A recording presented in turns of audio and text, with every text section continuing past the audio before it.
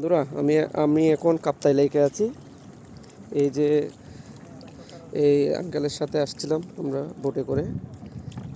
এই দেখুন এখানে আপনারা যে কাপ্তাই এসে সুস্বাদু মাছ খান, এটা কোথায় পান?